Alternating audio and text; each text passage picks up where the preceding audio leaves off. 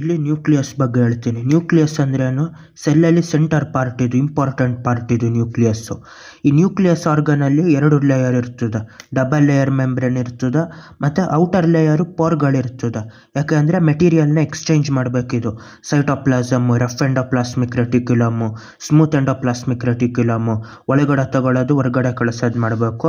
ಆಮೇಲೆ ಅದೇ ಥರ ಏನು ಅಂದರೆ ಇದರಲ್ಲಿ ಕ್ರೊಮ್ಯಾಟಿನ್ ಮೆಟೀರಿಯಲ್ ಇರ್ತದೆ ಸ್ಪ್ರೆಡ್ ಆಗಿ ಥ್ರೆಡ್ ಥರ. ಆ ಕ್ರೊಮ್ಯಾಟಿನ್ ಮೆಟೀರಿಯಲ್ಗಳು ಡಿವೈಡ್ ಆಗೋಕ್ಕಿಂತ ಮುಂಚೆ ಕ್ರೋಮೋಸೋಮ್ ಆಗಿ ಕನ್ವರ್ಟ್ ಆಯ್ತದ. ಆ ಕ್ರೋಮೋಸೋಮ್ ಯಾವ ಥರ ಅಂದರೆ ರಾಡ್ ಶೇಪ್ ಆಗಿರ್ತದೆ. ಈ ಕ್ರೊಮ್ಯಾಟಿನ್ ಮೆಟೀರಿಯಲ್ ಇಲ್ಲ ಕ್ರೋಮೋಸೋಮಲ್ಲಿ DNA ಇರ್ತದೆ, ಡಿಯಾಕ್ಸಿರೈಬೋ ನ್ಯೂಕ್ಲಿಕ್ ಆ್ಯಸಿಡು. ಈ DNA ಎಲ್ಲ ಜೆನೆಟಿಕ್ ಮೆಟೀರಿಯಲ್ಗಳು ಇನ್ಫಾರ್ಮೇಷನ್ ಎಲ್ಲ ಸ್ಟೋರ್ ಮಾಡಿಡ್ಕೊಂಡು ಜನ್ರೇಷನ್ ಟು ಜನ್ರೇಷನ್ ಟ್ರಾನ್ಸ್ಫರ್ ಆಯ್ತದೆ. ಎಷ್ಟೋ ಜನ್ರೇಷನ್ಗೆ ಮುಂಚೆನೂ ನಮಗಿರೋ ಕ್ಯಾರೆಕ್ಟರ್ ಅವ್ರಿಗೂ ಮುಂಚೆನೂ ಇತ್ತು. 50 ಜನ್ರೇಷನ್ನು 100 ಜನ್ರೇಷನ್ ಮುಂಚೆ ಹೋದ್ರು ಅವ್ರಿಗೇನೇನಿತ್ತು ಕ್ಯಾರೆಕ್ಟರ್ಗಳು ಅದೇ ನಮಗೆ ಬಂದಿರ್ತದೆ ಅದು. ಆಮೇಲೆ ಆ DNA ಇನ್ಫಾರ್ಮೇಷನ್ ಏನು ಮಾಡ್ತದೆ, ಸೆಲ್ಗಳನ್ನ ಕನ್ಸ್ಟ್ರಕ್ಟ್ ಮಾಡೋದು, ಯಾವ್ಯಾವ ಥರ ಡೆವಲಪ್ ಮಾಡಬೇಕು ಅಂತ. ಕೈ ಇದೇ ಶೇಪಲ್ಲಿ ಹೋಗಬೇಕು ಬೆರಳುಗಳು. ಆಮೇಲೆ ಹಾರ್ಟು ಅದೇ ಶೇಪಲ್ಲಿ ಹೋಗಿ ಹಾರ್ಟಲ್ಲಿ ವೆಸಲ್ಗಳಿರಬೇಕು.